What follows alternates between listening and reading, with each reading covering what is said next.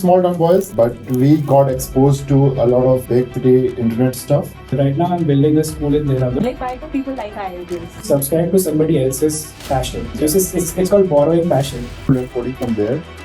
It's another story that I just dropped coding after a few days. Oh.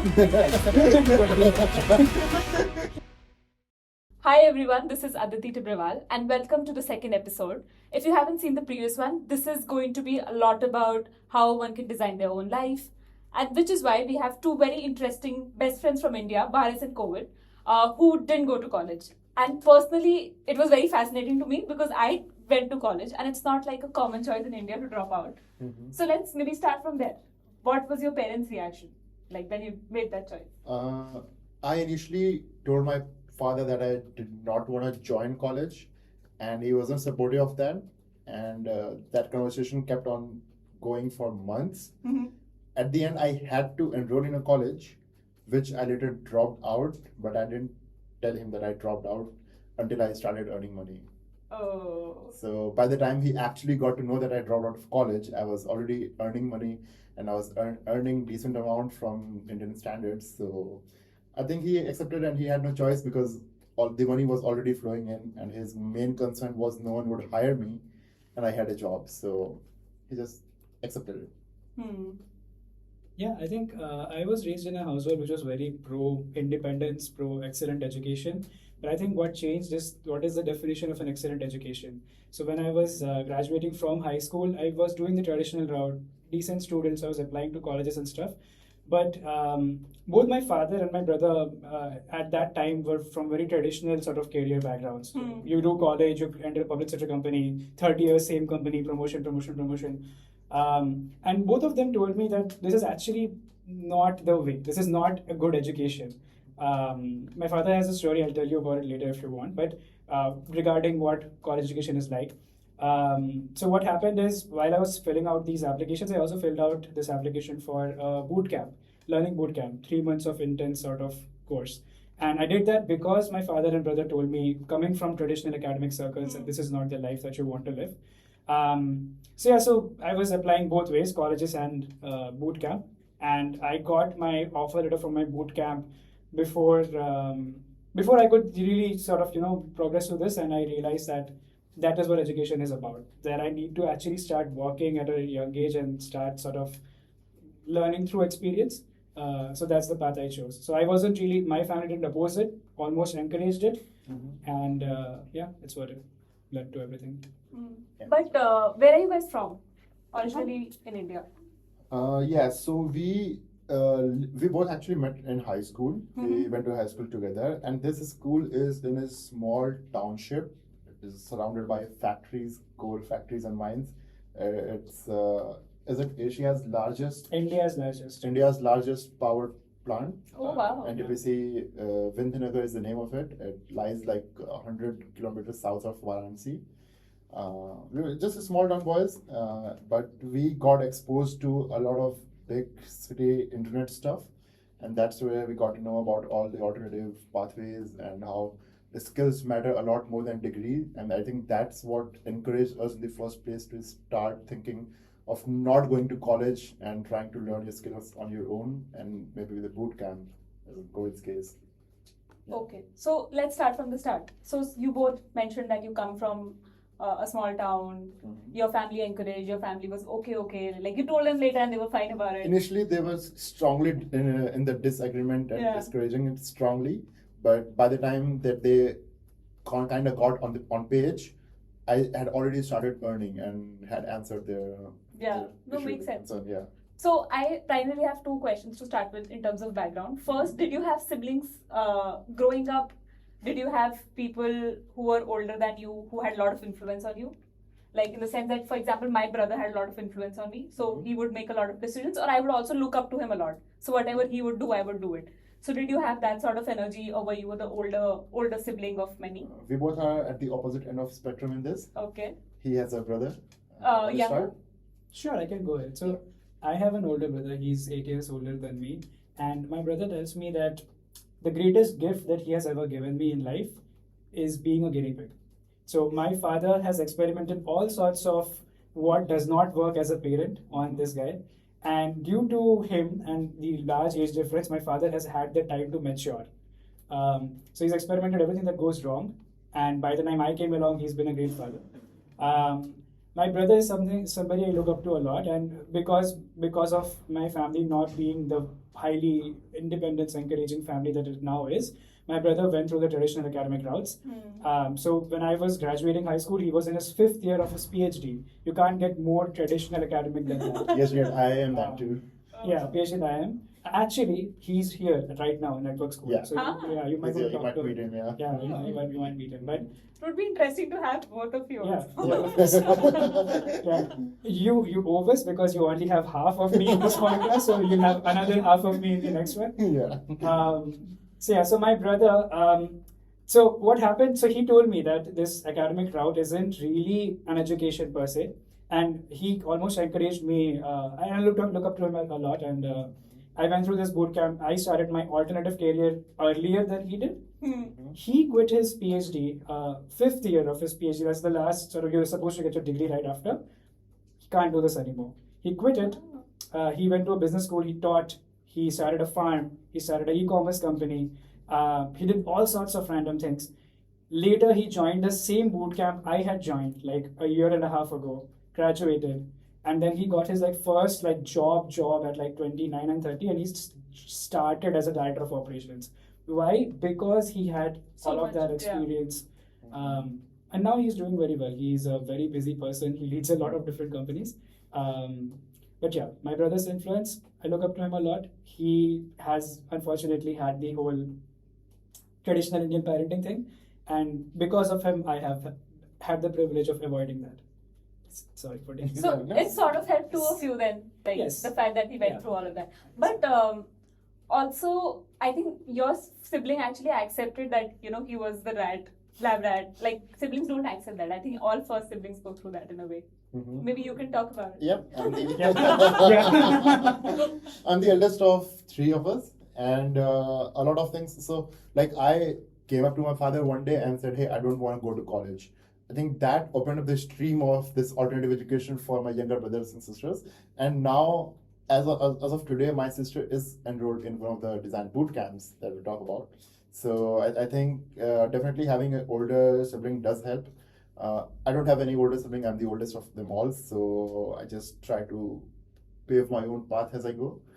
But yeah, I love seeing his experience, and definitely that helps. Sorry, just if I may, you'll see a recurring theme if you converse with us for a longer time. To summarize, you can create an exceptionally great thing in one of two ways. You can either nurture it and provide it with a lot of love, a lot of care, a lot of resources, or you can throw it in the deep end. Like, you know what? Fuck it, figure it out. Here's like Yeah. all the challenges in the life. Do something. Yeah. And something you'll constantly see is that I am from the angle where I have been in an environment where everything was very nurturing and like it enabled me to like grow up and rise. And he was in an environment where he was just thrown out. Yeah. You have to sort of So do you it. take the Yeah. parts of a plane and Yeah. jump off a cliff, and while you're falling down, Yeah. build Make the plane, the plane so that build the plane while you're falling down, Yeah. and just hope that you are able to build a plane before you land. Yeah. So that's the thing. That's a recurring theme you'll Yeah. probably see. That helps. It's good to be like there isn't one particular good way, and obviously you can't choose if you are older sibling or younger sibling. So you just have to accept it and have to make peace with it. But I think both of them have the pros and cons, and Yeah. it doesn't hurt to be in either. Either. Like, That's both true. are good. Like Yeah. because I'm the oldest, I have the freedom to do anything I want to. Even though my parents keep bugging me that if I do some X thing, my siblings would look up to me and follow along that path. So it's my duty to make sure that I'm on the right path. Yeah. But I don't believe that. I'm like, yeah, they are independent human beings with independent will, free will. So they'll do whatever they want to do, and I'll do whatever I want to do. So it's good to pay your own Maybe path. that's also because you were rebel enough. Otherwise, usually 18-year-olds don't have that sort of confidence that they know exactly that, this is what I want, this is not what I want. So coming to that, in school, how were you guys like? Like in school individually, when you went to school, were you like the notorious kids or like very obedient kids? I was a good student and a notorious kid. Someone who gets good marks, but someone who doesn't sit quietly in the class all along. And just because I got good marks, the teachers gave me a free pass, some sort of leniency there, and that's why I was able to be more of a rebel kid during those times. I used to do whatever I wanted to, you know, in a certain like definition of whatever you wanted to do. But yeah, I used to get a lot of freedom and free credits from teachers as well because marks are good. Teachers love whatever you do as long as you get good grades. Yeah, that's true. So yeah, some sort of rebelness over there. What about you? Yeah, I was very traditional, acha bacha. You Good have that marks. energy. Yeah, good marks, good discipline, all sorts of extracurriculars, stuff like that.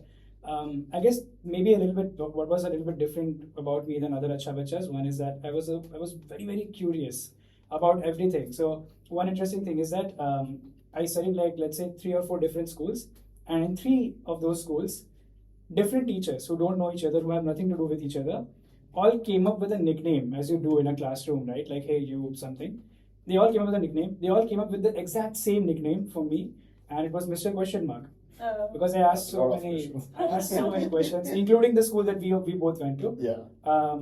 And so I was Mr. Question Mark, and then I think because I never really sort of had that rebellious streak, like let's go do this and let's go do that. I compensated. Maybe I overcompensated because I started making money early at 19, and I was making decent money. So I immediately left. 1 or 2 years later, I was in Maldives. I was like, it's time for me to do all the cool kid stuff. Everybody has that phase. Yeah, so I've been, yeah. So I overcompensated for a while. I think right now I'm back to acha bacha. But can you tell more about the boot camp, because you mentioned it was great for you, for your brother as well. What was And it for him, same. Oh, you also Same. did it? Yeah. Yep. The same time when he did it or later? No, I entered the boot camp, I think after he graduated or something along those routes, because I was a bit on a different path. Yeah. And by the time I realized the boot camp could help me, he has already graduated from there. Okay. Yeah. It helped me to gain few insider insights from someone already graduated. Yeah. So yeah. This is like the second really good educational experience that the 3 of us are in. So typically, one of us 3 will do something that's very good educationally, and the other 2 will follow. So me, my brother, and him. Yeah. So yeah, in praxis, I was, I think, the first Indian in the program. No, can you explain what the program Sure, is? Yeah. sure. So praxis is an intense sort of 3 month program, but now it's 1 year. It's supposed to be actually 1 year from start. Like it's supposed to be 6 months, but he finished it in 3 months because of he was extremely good at it. Okay, no, that's not the point. Listen, now the program is different. Okay, so what it is it's training you in 4 basic core business skills: Yeah. sales, marketing, operations, and customer success. Okay. And so praxis. The word means learning by doing, learning by practice. So they have a very heavy focus on project-based learning. Look, here it is: make something, get feedback from your peers, and then sort of make a demo about how you made something. Okay. And then this goes on. You sort of proof of work. Sort of do this for each of those domains. And yeah, so at the end you also have something called a capstone project. So 1 month, 1 project end to end. Yeah. Very project-based learning heavy. So what happens is at the end of it, you're in the placement stage, where they have their own network and also they have like job listings, so they'll help you apply externally, but also companies come to them directly. Yeah. So they'll like sort of match you up with someone. Yeah, so that's what it is. Right now the program looks different from what I've just told you because it's changed recently. It's now a 1 year program, and the other sort of not a good news is that they are now focusing almost exclusively on US citizens. So where is it based? It's in US? US. Okay, and who can get in? How many people? How does a day look like? So anyone who has the will to do and can get in actually. So there's a proper process, like an There application is process? a 3-stage process. One, you apply, it's a long as application, and they're followed by essay questions and all, and followed by 2 rounds of interviews. One interview is one of the team members, the other interview I think is with the CEO or one of the co-founders or among the core team basically. And what's the size of the cohort? The cohort is So back when we did it, it was monthly cohorts, Yeah. each and every month except for like 1 or 2. So like there were 10 cohorts in 1 year, and we had like around 10, 12, yeah. 10, 12 12 folks in a one single cohort. So it was really highly focused, small groups of Yeah. people. And one interesting fact was every person who got accepted into the program had to be uh, passed by each and every member of their team. So like each and every member of the team had to look at an application and have to submit in their approval in order for an applicant to get in. Everybody had to apply. Everybody. All of them, yeah. Yeah. But So yeah, there was a veto power. If even one of the members didn't like an applicant, that applicant didn't get in. Oh wow. So, yeah, there was that. Yeah. But yeah, the day-to-day life in praxis was we had some like a couple mandatory calls. So those were meetings that were just necessary. And Like what were the meetings uh, about? the meetings, one of them was someone like it is similar to what we have here at NS. Though here we have Monday and Thursdays. At that time we had like Monday and Wednesdays compulsory meetings. One of them was someone from outside came and gave a talk on some particular topic or something. The other was one of the team members had it's an internal office check-in hours or internal check-in, with the feedback session, or maybe the teaching or something. It was something like that. But we were supposed to work on a lot of things, and all of them had different deadlines, and we had to submit the work in that particular deadline. Yeah. So it was a lot more autonomous, and it didn't really require you to be on the same time zone or something. You just have to be available for like 2 hours, 3 hours per week in US time zones. So for us, it was like 5 a.m. So it was remote. It was remote. It was remote. Yes, it was remote, and then asynchronous work, 2 calls a week. Mhm. Yeah, project-based learning, stuff like that. And what was how expensive was it? Or It was expensive, I think. Yeah, so, from Indian's perspective, it's quite expensive. $16,000, Yeah. about so. which is what in INR? 12 lakh, 13 lakh. For 3 months back then. But 3 months back then, and- it's only when you pay it in one go. In one go. They have the installment basis, and obviously, if you be paying it Yeah. in like longer installments, then you're gonna get more like interest charges Yeah, and all. naturally. So I accumulated like 2-3 lakh in interest rates because I wasn't able to afford it back then. But yeah. Things have changed since then. I think the program has become more expensive. Hmm. It's more designed for scale. So only one cohort for the entire year, but lots of people. And then also, I think it's now focused on US. Yeah. So when in our time, 10 people per cohort, 10 cohorts a year. Yeah. Now they are targeting like thousands and tens of thousands Yeah. a year. So Yeah. they're really like focusing on scale at this point. But I just say like for anybody who's listening and like who wants to explore the alternative path, boot camps are a great option. Like Praxis Absolutely. now maybe it's maybe not the ideal option, but Mhm. there's a lot of them. Coding boot camps, business boot camps, design boot camps. Mhm. So yeah, there are a lot of things you can do. Volunteering, traveling, joining communities like the NS. Among those, boot camps is also a very, very good option, which Excellent. people should. Plus, one thing about Praxis is they obviously had I mean it's not obvious, but they had a job guarantee. So if Back then. back then, it's- and there are some boot camps that still provide job guarantees today. Yeah, that's So that's pretty good. And Praxis also taught you how to get jobs because they founder Isaac Morehouse. I worked with him for a company, so he is really of the mindset that you need to learn 2 things: how to do the job and how to sell that you can do the job. Like you need to sell yourself. You need to be able to sell yourself and market yourself. So if you are a salesperson, obviously that's easy for you because you know already sales skills. But for other like developers, product folks, or maybe designers, marketers, we spend a lot of time learning this skill, but we don't spend a lot of time presenting this skill. So Praxis focused a lot on presentation of this skill, because that really influences how the hiring manager is thinking about you. And a lot of boot camps do focus on that. So I think you should focus on those boot camps maybe that tell you how to get a job.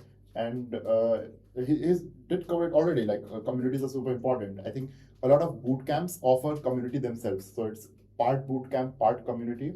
I love those. I love those where there's active community where there are like job roles inside the community. Like if a person who graduated a few years ago needs someone to hire in their company, just hire from the fresh graduates of the Yeah, company. naturally. Yeah, so that's already there. So, actually, so far before this conversation happened, I thought that you guys didn't believe in structured learning at all. But you possibly just believed in an alternate learning where you actually learned by doing. But Yeah. But now that other universities are coming in, for example, I went to Ashoka. It's India's first liberal arts university, Okay. and we could choose our professors. We could choose our courses. It's not like science. We could do computer science. I did computer science with entrepreneurship, with filmmaking, little bit of economics, little bit of philosophy, all of that. So when you possibly were looking for an education system for you, what ingredients would you want to put? Like, what would you want? Key professors, guest speakers, all of that. Like, what were you looking for? Yeah, so obviously you put it right. We are not enemies of education. Like just because we didn't go to school, yeah, Go to college. Go to college. Yeah, 12 pass, school class, has a class 12 designation. certificate. Yeah. So obviously we are a huge like we both work in kind of in EdTech right now. So we are literally working in education. We're huge ambassadors and fans of education, not just schooling.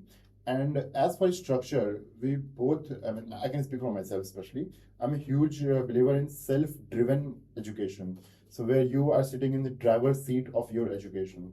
So even if you can pick and choose your professors and courses, I did that 5 years, 6 years ago. I picked my professors and courses. It's just those courses and professors were on my laptop instead of being in actual school. Just because I didn't go to college, but I learned a lot of things that a guy who goes to college learns. Because I was on Coursera, I was on MIT's free courses. I tried to learn coding from there. It's another story that I just dropped coding after a few days because I found my passion at design. But you can find like these online classes, online professors, courses. These are there for years. These are not the part of the problem. Part of the problem is the credential that you get from the college. I think a lot of people who go to college, they don't go for just for professors. They go for the credential. And if you are sitting in the driver's seat of your own career, then you tend to create your own credential. You tend to create a proof of work. So if you're a software developer, that's your GitHub profile. If you're a photographer, that's your Instagram account. If you're a designer, that's your Instagram and Behance portfolio, or just a personal website. So basically a place that proves that you know how to do something. So you learn by your own. You learn by a lot of courses and MOOCs and online classes that are available. There are thousands of them. I think 95% of MIT's classes are online. You can find them for free, $0. So learning from different professors isn't the part of the problem. Proving that you know the work is the actual problem, and you can tackle that by a lot of different means, especially by your personal website and portfolio. But anyway, if somebody is going to college also, it's not like that they will not have to show a proof of work after they graduate. Like they still have to sit for placements. Yeah. So it's going to be the same battle for both parties anyways, right? Like definitely. If someone is sitting in placement, that's a bit of a different matter because I can't speak for them. I don't know how placement looks like. I know what getting a job looks like. I know what reaching out to hiring managers. I know what reaching out to someone from your network who knows the hiring manager looks like. And these are some of the best ways to actually get a job instead of sitting in placement and applying now button or something. And no, it depends. For example, in your case, the benefit is that you have proof of work. You possibly know a lot of people who you can directly reach out to, which is a great way. In college, it's mostly that you have a backing, which is why people go to college. That you have credibility that, let's say, if I'm from Ashoka, somebody who has possibly worked with somebody from Ashoka before, they'll be like, okay, I have worked with Ashokans, they're good. So that gives me a credibility, and then I apply. So this is more like the safe path to take. What you're literally saying is a credibility, a piece of paper that says, hey, I'm as good as the average of these people who went to the same college as me. Correct. And then it's more. I think that's what you build on. I think that's a poor. No, it's a starting point. I'm not saying this is the best way to do it, but it's a good starting point. Like, why do people like IITians? Because you know that they cracked a very tough exam, and we know IITs are very competitive. So it's not like after going to IIT they were chilling. So if let's say they did some X, if they got like an X GPA in IIT, we know that they're possibly at least hardworking, if nothing else. Yeah. Yeah, so it's a credibility. So It you is are saying for you definitely credibility was more about your proof of work. For college people, it's more of their college backing. You see, it's all about credibility, Hmm. be it IIT, be it Ashoka, be it any college in the world. Yeah. And definitely, like having a 3.9 GPA shows that yes, you can do something. Hmm. You are dedicated enough to follow a traditional path for a few months and years, and then at the end of it, take a quiz and score high on that. That's the credibility. But I believe that there are a lot more strong credibilities that you can create for your own self. Hmm. Like that's the credibility for sure. But what are you having for? Like let's say a software developer. A software developer with a 3.9 CGPA or a software developer with 3 products that are fully functioning, working and out there in the world. Hmm. I think that is a lot more stronger credibility than just a piece of paper. I agree, but I'm just saying it's not this versus that. Like, even if, let's say, right now there's an IITian who is doing computer science, he will have to have 3 products working to be able to get a good job. Like, they still need to show proof of work. So you're just saying that college is not needed to do that. You can just do it by You can yourself do it by because your own ultimately self, what yeah. matters is proof of work. Yeah. Yeah. I'm saying essentially that. Yeah. Do you have any thoughts on this? Sure. Yeah, I mean, He's like, I have so many thoughts, but you guys are like, so we're still discussing credibility, right? yeah. Okay. So I think first of all, I think in terms of what does a college give to you, I think both of you are underselling what a college offers. If you are saying that it's only a credential, It's a lot more. I'm pro college, by the way. There's a lot of like, I think the best part about good colleges is their network, for sure. Like I have a lot of IITian friends, and the best bits is not their high quality professors and all. The best bits is the network that it unlocks to them. Yeah, it's good peers So that you. that definitely college offers that, and there's no matching to that. For sure. But I'm not talking about the best of the best. I'm not talking about the Harvards of the world. I'm talking about the average Joe. And for them, I don't think their credibility, their degree means anything. So Okay, and so you, if I have to summarize, you are saying either go to the best college, then you have a lot there. you have a lot of more But if you're network going to there. an okay college, just figure out something else. Figure out yourself. Figure out proof of work and Yeah. then get started. But what do you think? I have the exact opposite opinion. Okay. I think if you can get to the best colleges in the world, the Harvards, the IITs, don't go. Go travel, go join a community, start your because you'll make it. Because if you can do that, then you're good enough. Mhm. And what an IIT will do is that it is amazing. You'll get a lot of. I think the best thing you'll get is that you'll get to meet a lot of interesting people who are doing great things. Hmm. And then you'll have a degree, but I think we've discussed that the degree is fine, but ultimately what you've made will get you the job. Yeah. If you still want a job at the end of 4 years, which is a big investment of your time. So, and also you have to put time in context of what age, 18 to 22, healthiest physically, mentally. How do you want to Full of use it? energy. How do you want to use it? Is it in a dorm somewhere playing Call of Duty? I'm not saying that's what IITs do. I'm just saying. So if you can get into like the best sort of colleges, then you can probably make it much farther ahead if you don't go. If you cannot make it to the best colleges, I think college is your bet because you'll not make it otherwise. If you start, It's a strong statement. Yeah, and also some people just don't do well in exams sometimes. It's not that they might not be as. But you're talking about an average person who's not able to. I mean, if you when we talk about an average Joe, Huh. I don't think the average Joe is going to make it out of college. Like make it big out of college. I don't think he has it cut out for him. I think in that case, take the college, take the degree. If that's the best credential you can get, that hey, I am the average of these few people, Mhm. fine. You know that's what you should do. That's a good point because like what I just said is not for everyone. I realized that. I didn't realize that when I was doing it because it felt like it's for me, so it must be for everyone. But now that I have talked to with a lot of people, this whole figuring out your path as you go thing is not for everyone. So basically, essentially, it all comes down to self-awareness.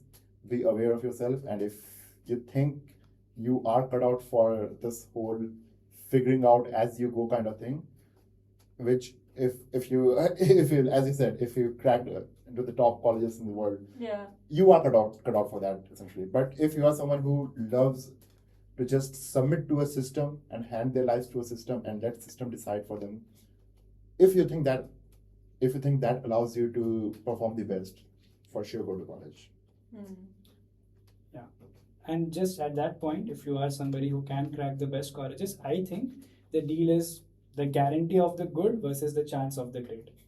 And you're not in any way in a bad position. If you take the IIT deal, great. It's gonna That's also work great. out awesome for you. You're gonna do Mhm. great in life. Mhm. If you don't take it, chances are you might not go as far as you might have. But chances are you will go much farther. Yeah. So that's a decision that So you it's more like high risk, high reward. yeah, Essentially. but high risk, high reward only if you already have a very good deal in place. Otherwise, it's high risk, No reward. high risk. Yeah. But how does an 18-year-old know that they're smart?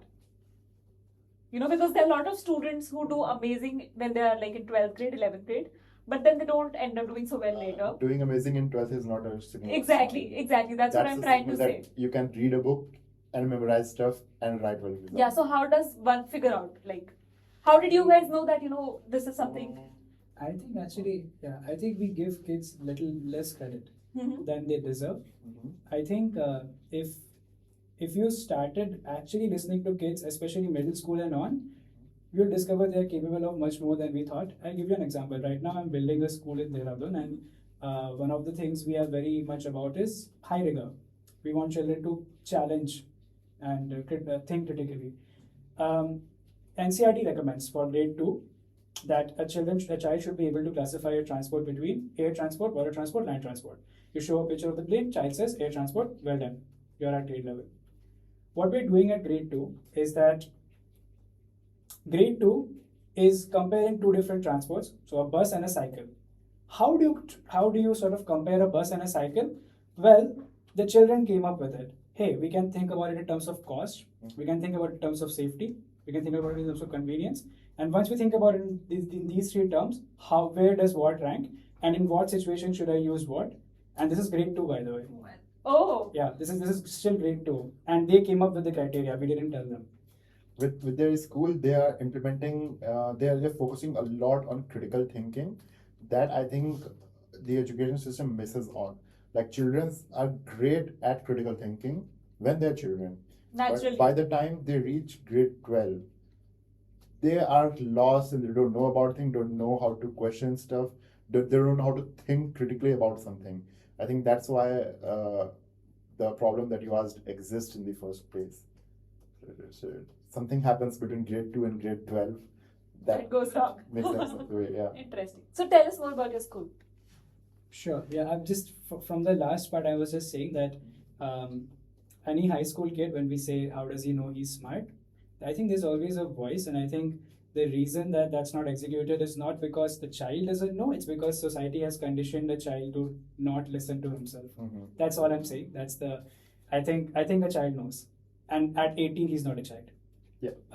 Yeah, fair enough. Cool. Okay, so yeah, about my school. So Before you talk about your school, why did you want to do it? And why specific, whatever the TG is, like by them? TG. Like primary school, senior school, I'm not sure. Like, What's a teaching grade? Is that TG? no, target group of the school. Target group. Okay. Yeah. Cool. Okay, so why did I want to do education? Very simple. I was working. My second job was with one of our mentors at Praxis. Her name is Hannah Frankman.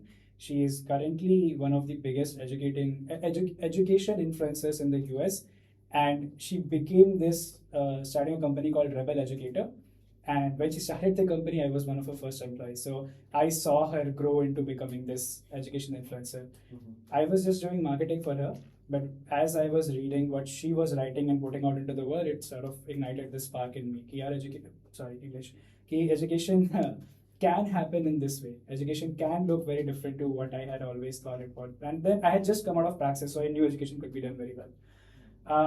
So that led me to, again, for money, I worked with a few other marketing clients in the education space, but I was moving away from marketing and I was moving into education.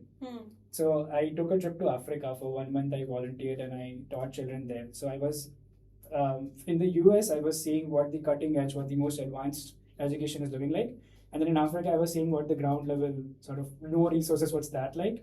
And then I did it in Cambodia, and I went on. We did it together actually in India. We went on a trip to different schools, alternative schools, to figure out what they're doing and how they're doing this.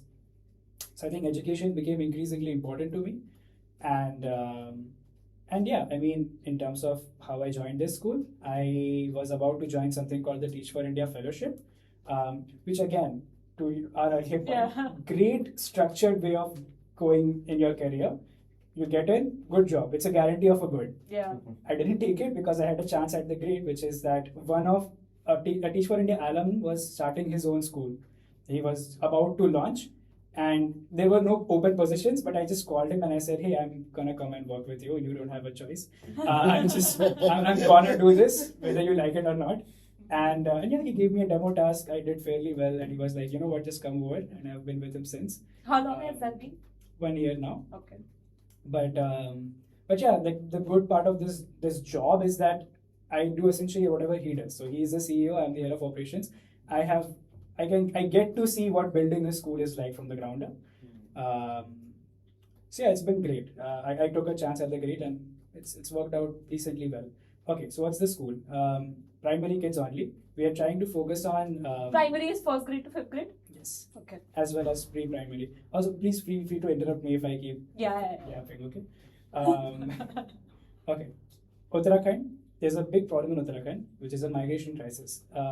Almost 90% of Uttarakhand is in hills, remote villages, and they have schools, but they don't have teachers or infra or any good curriculum. So what happens is that these families from these villages all move to Dehradun, all move to the 1 or 2 cities that they have in search of good schools, and there aren't enough like jobs available in Dehradun to sustain all these families. So this leads to a like labor crisis and a poverty cycle of poverty. What we're trying to solve is we are going to adopt these hill schools out in the remote villages, and we're going to make it better. We're going to bring in infrastructure, training, curriculum, and everything. Right now, we are in one school. It's in a village called Katapathar, and yeah. So what we are doing, we have a curriculum called Head, Heart, and Hands. We made it on our own. Head is high rigor, critical thinking, contextual learning, academics, high level academics. Heart is emotional regulation. So we focus a lot on something called Swagyan, internal knowledge. That's one of our key sort of experiences. And then hands is practical knowledge. So livelihoods, how do you take what you know and translate it into the real world? Going pretty well so far. And then this year we are in talks with the government of Uttarakhand to hopefully roll it out. Who knows where that will go, but yeah. So how did you know that this will work? Like the thing that you said, head, heart, hand. Like how did you know that this? How did you validate this whole process that you have implemented? Yeah. You talking about the curriculum? Yeah. Cool. So the curriculum was designed by the founder, and I am not the founder, so you'll have to ask him why he knows. But why did you subscribe to it? Yes. Yeah. So I think one of the things that was taught to us in praxis, and I don't know if you still remember it, is that if early on, it's great to work in a mission with a lot of passion. Mm. If you know you're gonna solve this one problem at 18 and you sort of dive into it, even if you don't really end up solving it, you're gonna do well in life because that's gonna give you a lot of credibility, a lot of network connections, and so on. It's very hard to find one problem that you want to solve at 18. So what you do is you subscribe to somebody else's passion. So it's called borrowing passion. Mm. And so I only knew that I wanted to work in the education field. I actually wanted to make money, and this is not a money-making industry. It's a non-profit industry. Yeah. So it's a different thing from what I wanted.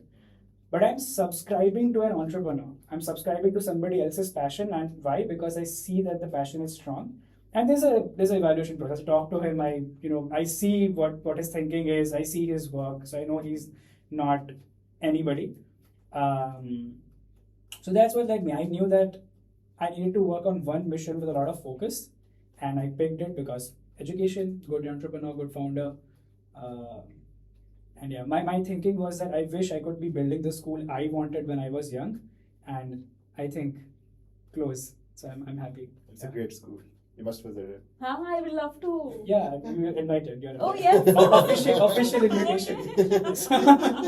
So, how does a day look like for a student? I'm just curious at this point. Like, Yeah. it's not even for the podcast. I'm sorry. It was just yeah. Okay. It's So okay. We'll focus on him for next segment. Go on.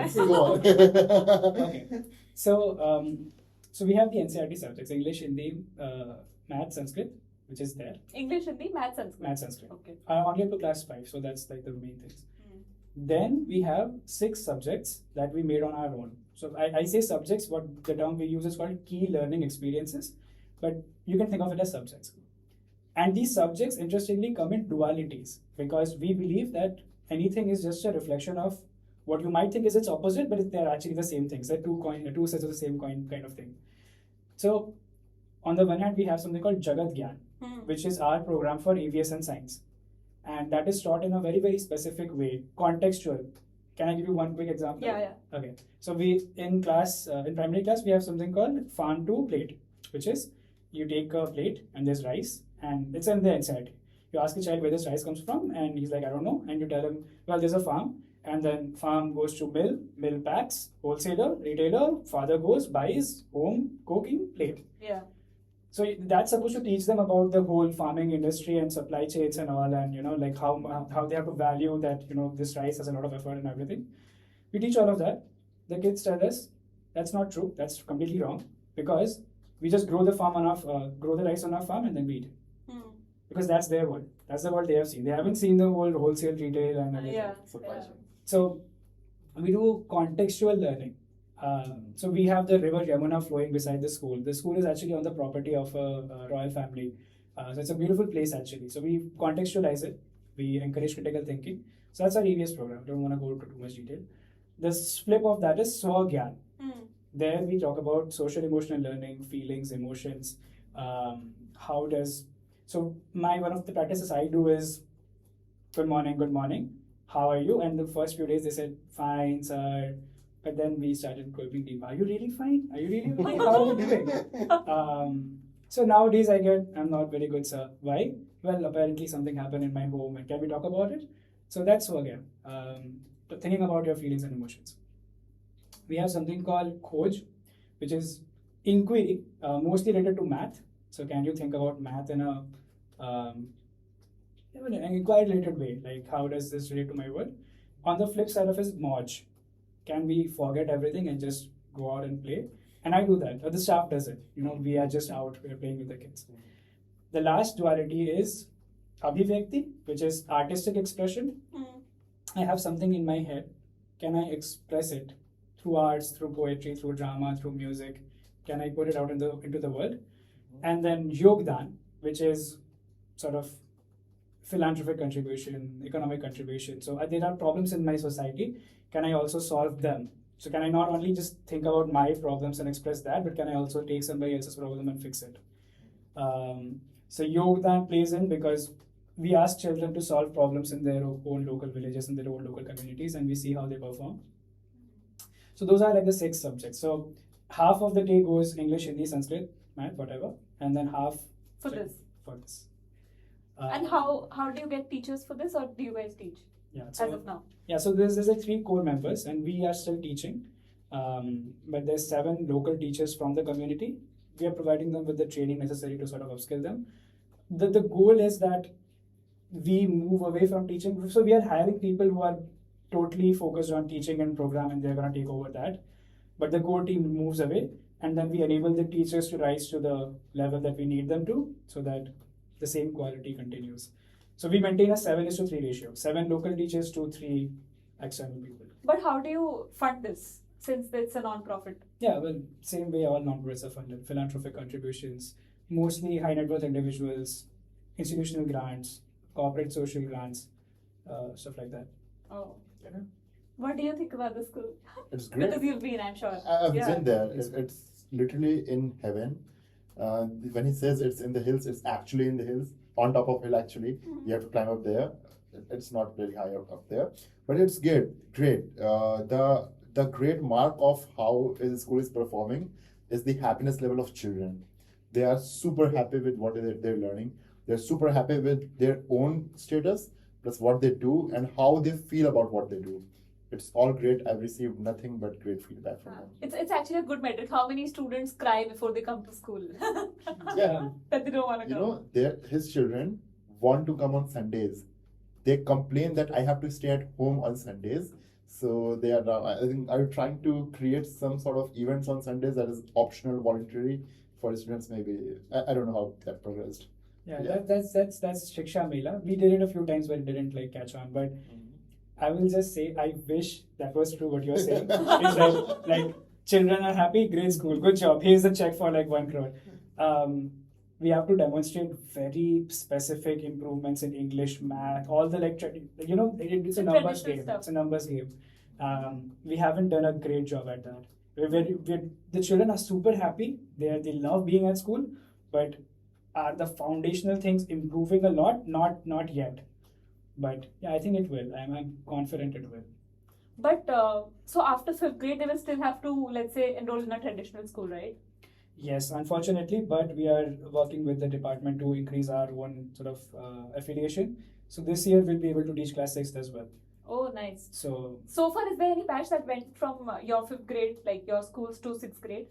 So it's funny. So I have a lot of hatred for compliance, and I'll tell you why. Short story.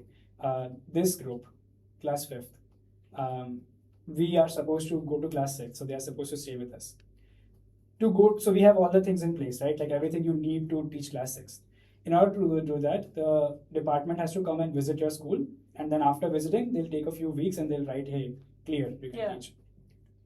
They don't have the time To come visit to so come far? visit. Oh. This is their job. They don't have the time.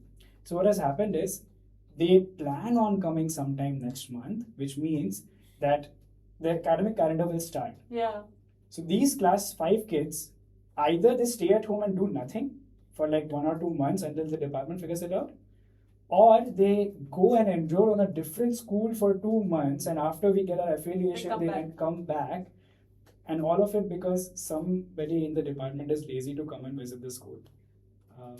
So now what's the path students are going to take? How big is the batch? Very little. So 60 kids total, pre-primary, primary included. Class 5 has like 9 kids.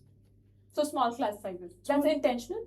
No, we just don't have enough students. We like the villages. Yeah, we want more students. They started like a year ago, right?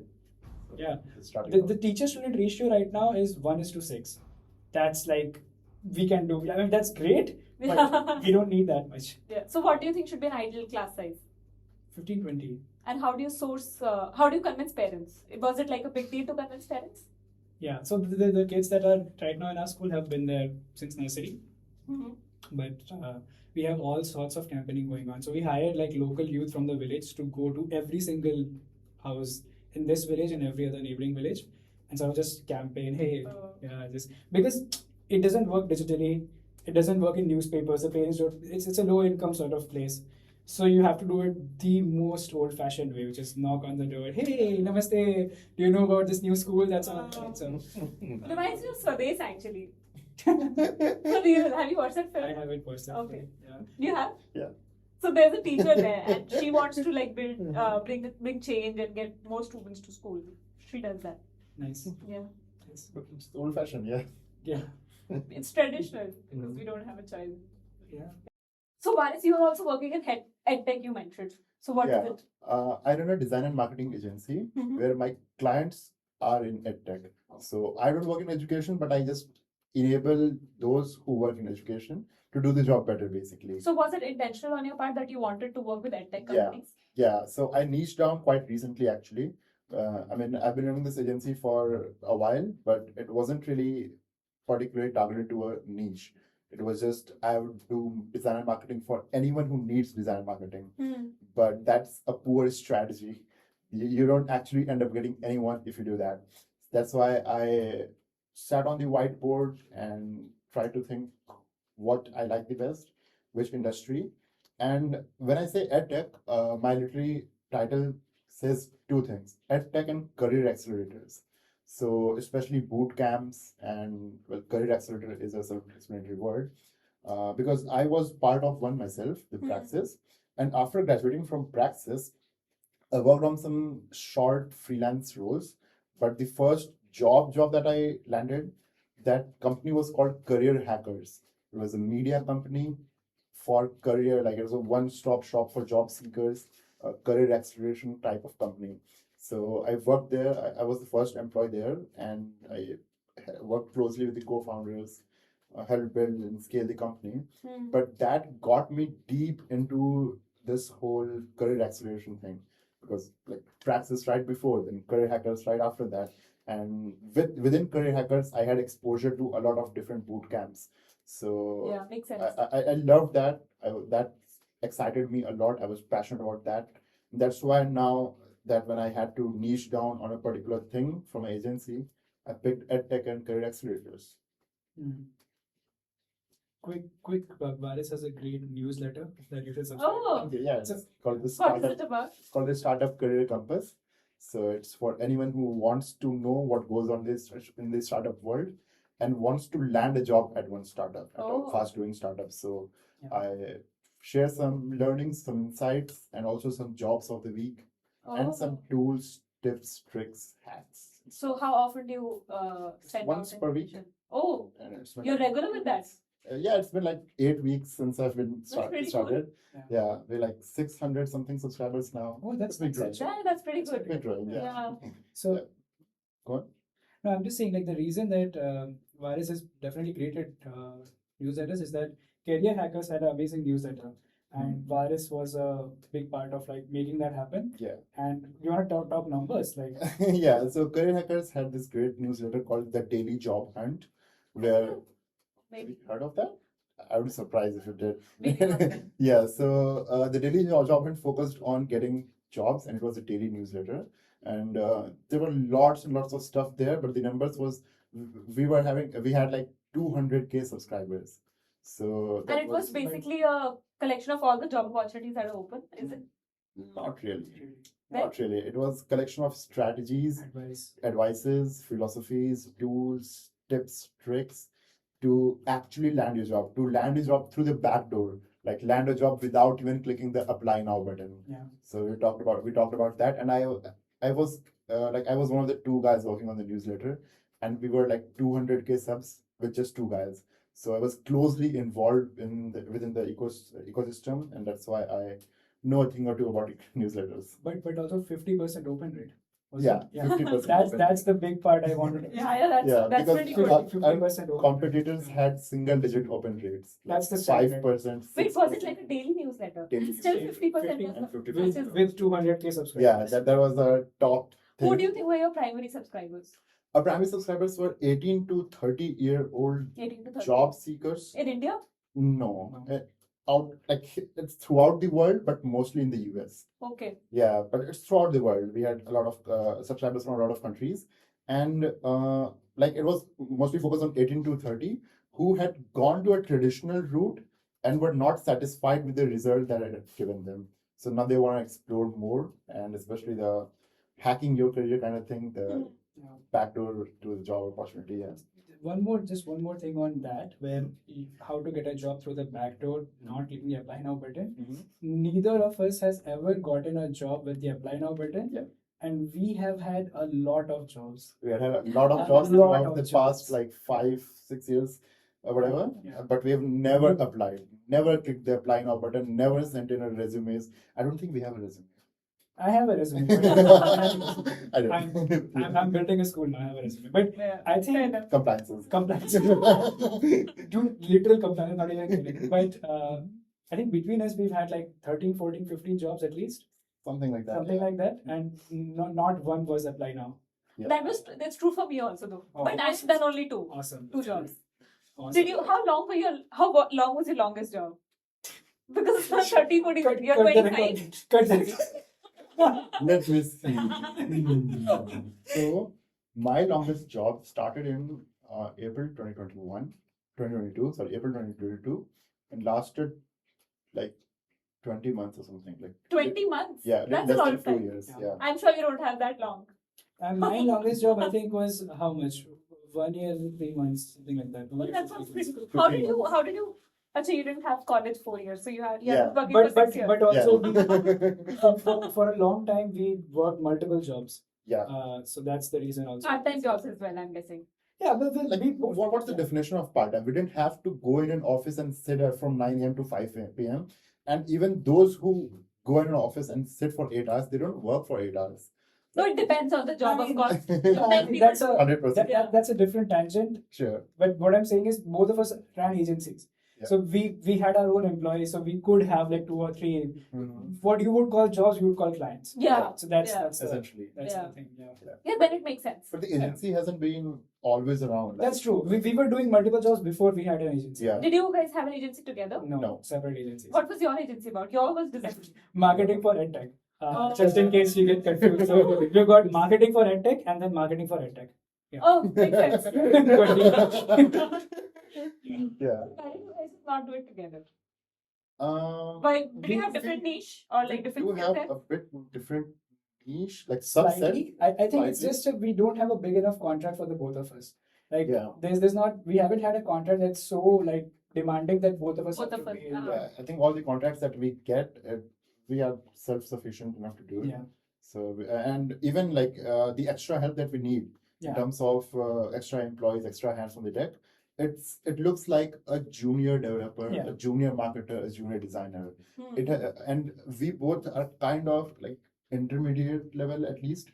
Yeah. Even like I you don't can know. call it, I don't know Yeah. what's the definition, Yeah. but like you can call in some places senior like strategy and etc.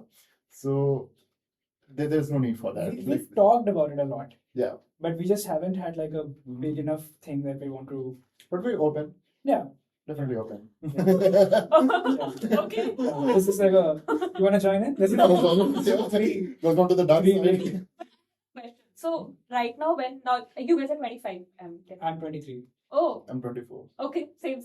Yeah. So how would you rate yourself, or how would you compare yourself to people who are around you in the same age group? Like not in terms of the traditional ways, money and all of that, just in terms of maybe this is something that I was able to do better because I made these choices.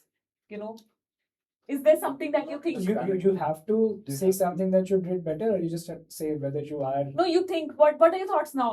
If you look back, that if because I made these certain choices, where do I stand now? And if I didn't, then where would I be?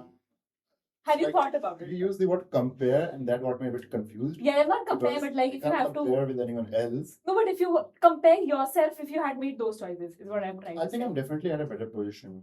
Like I don't have any regrets for following the path that I did follow.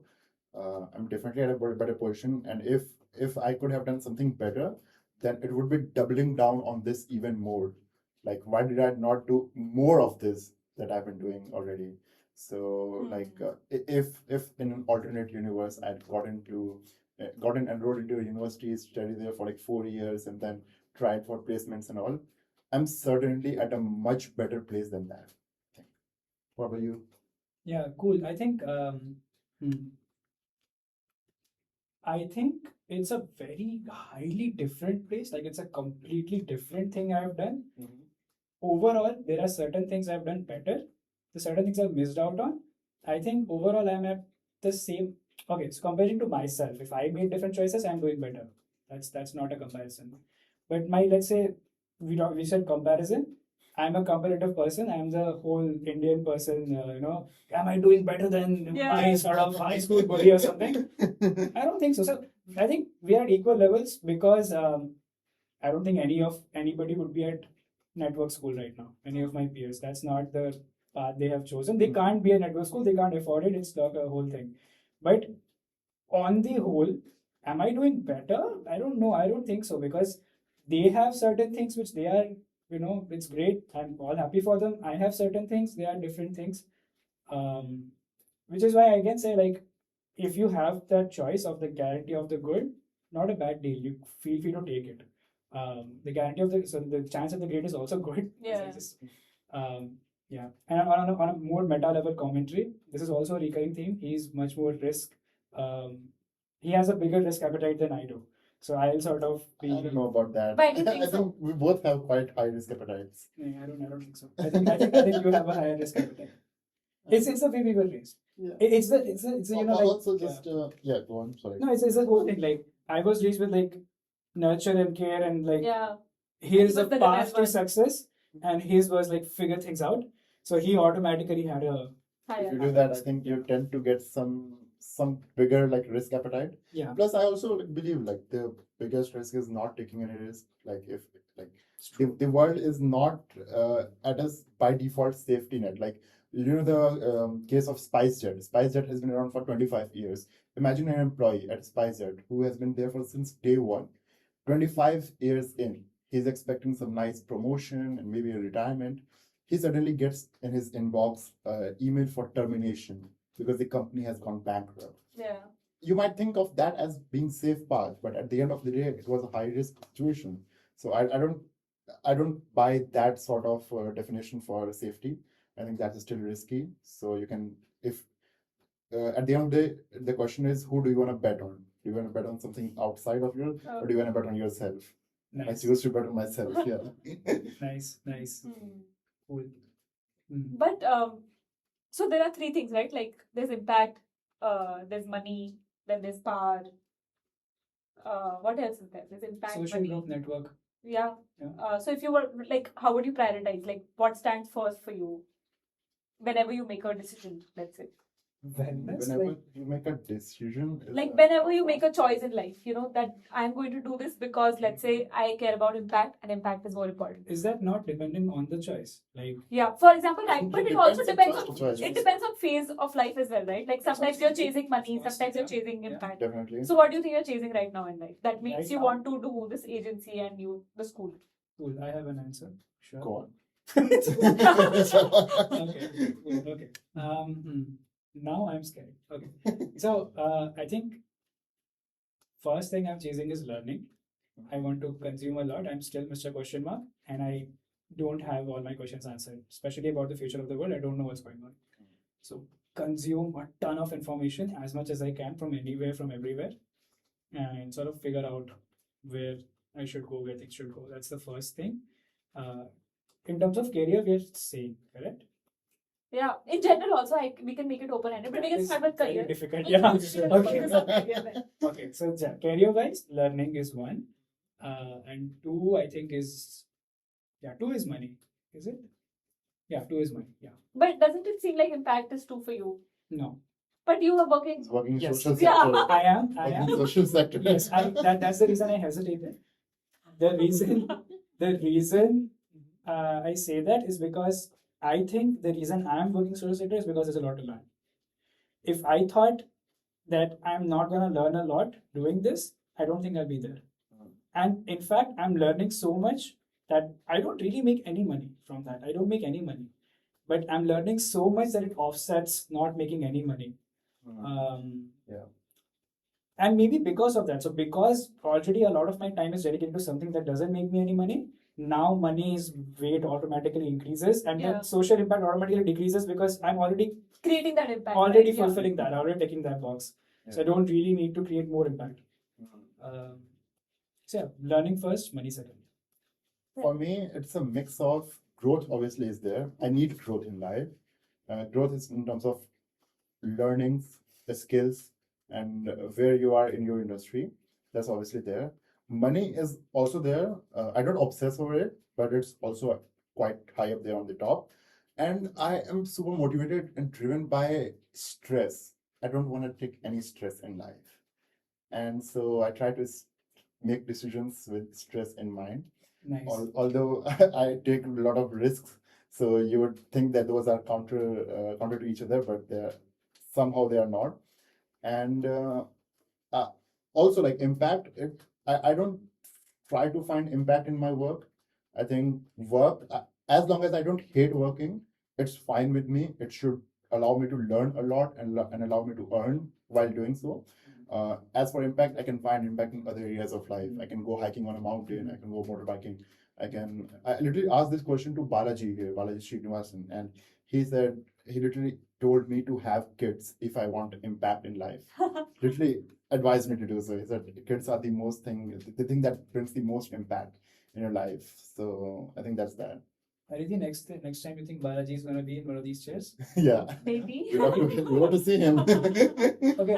I'll refer to this. You were saying. What about you? What are you chasing Yeah. right now professionally? I think impact. Okay. What Yeah. impact?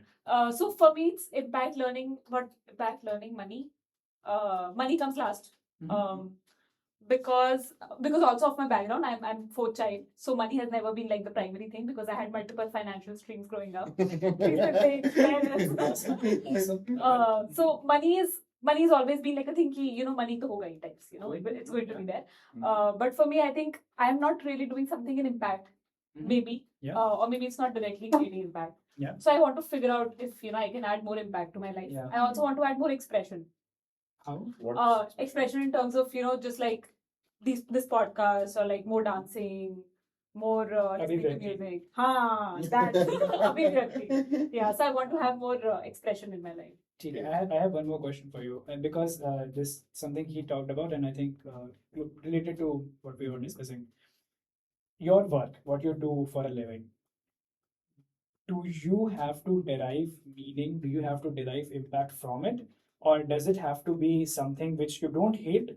You make the money, and then with the rest of your time, you find meaning and you find whatever, you find like the purpose for your life and you find impact.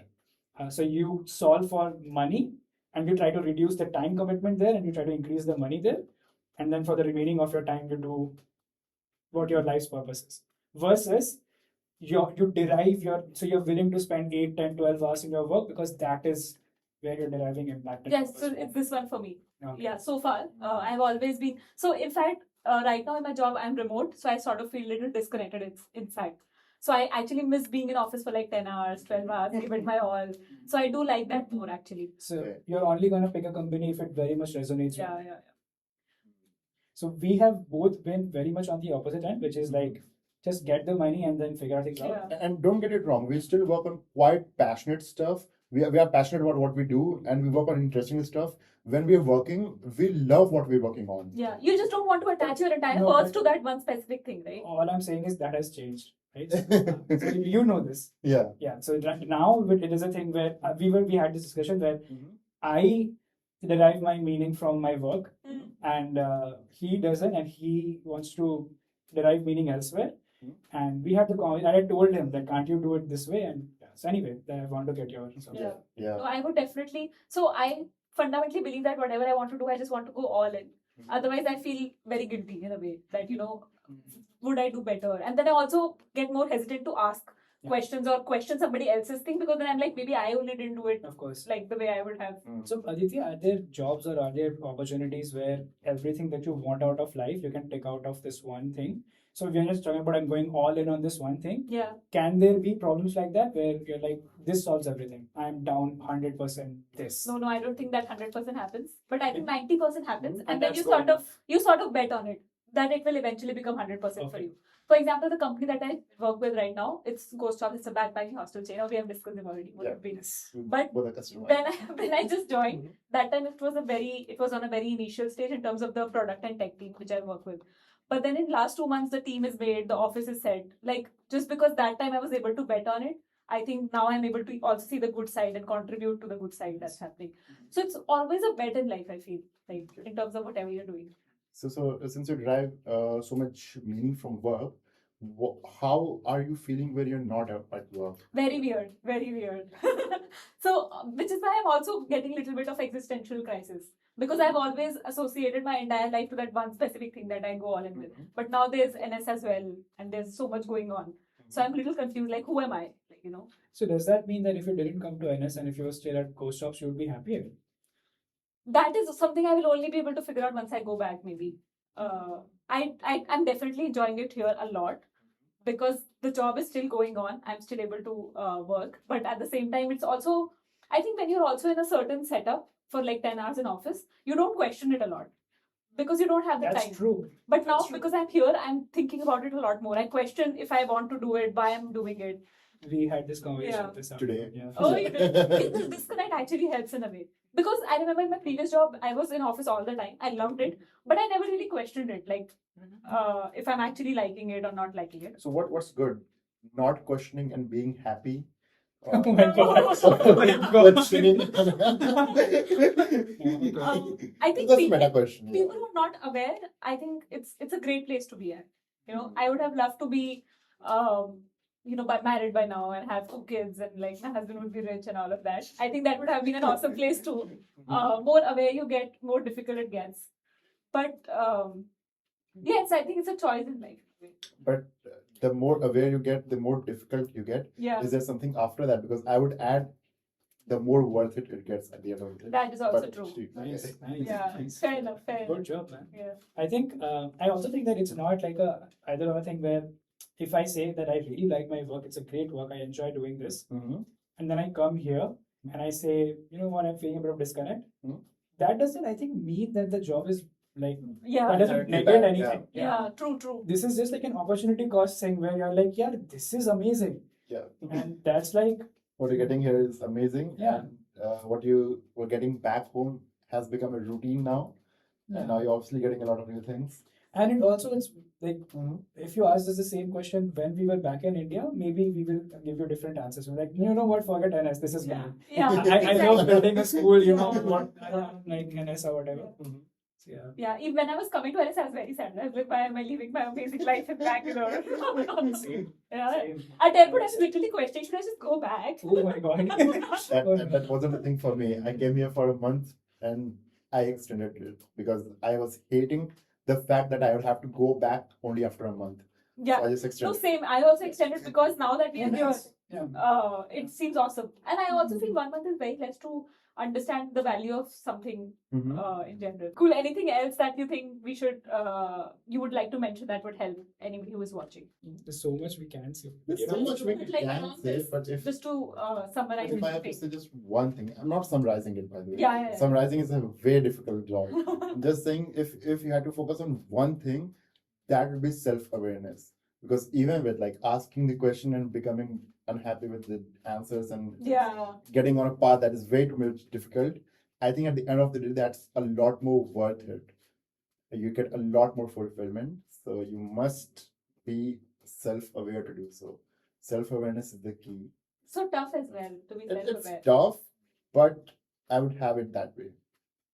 What about you? No, it's a good. I mean, yeah. If you ask me to yap, I'll yap forever. But I'm trying to think. So, okay, I'll just give you with a classic piece of advice that both of us learned at Praxis. The premise is that you can't make a choice until you know all the options, essentially. So, when you're young, it's very important for you to explore everything. And one of the reasons college might not be ideal is because you're gonna stay confined to a campus for 4 years. So maybe you won't have that opportunity to go out and see what's out there. So, to that point, when you're young, say yes to everything that's not a hell no. If you don't absolutely hate it, just say yes, yes, yes, yes, yes, just do whatever, everything you can. And then at a point, say no to everything that's not a hell yes. Oh, That and comes how, after, that comes how do you after know- years. That yeah, comes after like what's years. your point? I think it comes from within. So it hasn't come from me. All I know is that education seems great. That's all.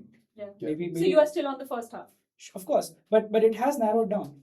Yeah. It has. It narrowed down. And the Yeah. say no to everything until it's a hell yes, that part comes a lot later in your life. Yeah. Has it come for you? No, not yet. No, Definitely. yeah. It will take years. Yeah. But Yeah. yeah. Yeah, it's been great here. Yes. This is such a lovely conversation. I'm almost sad it has to end. Yeah. So let's do this again Yeah. without the camera. Mhm. Yeah. If you don't invite me, I will open a podcast and invite you. It's open just for you. This I have to be the first guest then. you will be the only guest. We'll just do 100 episodes of conversations between us. And yes, thank you, Aditi, for this lovely Thank you, Aditi. conversation. Everybody, please subscribe to Aditi and Yep. force her to call us again. Definitely.